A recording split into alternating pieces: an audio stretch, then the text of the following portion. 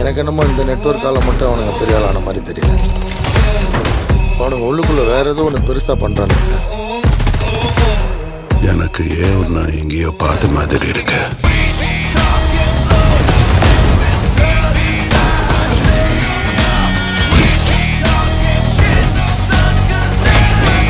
இந்த தேவா பத்தி தெரிஞ்சிருந்தோ என்கிட்டயே விளையாடி இருக்க. யார் அக்காவுக்கு கொடுத்த ஜூஸ்ல விஷம் கலந்தது? நான் சொல்றேன். நீ என்ன சொல்ல வர? செல்வநாயகி மேடம், இந்த கல்யாணம் நடக்க கூடாது. இந்த சத்யா யார் தெரியுமா?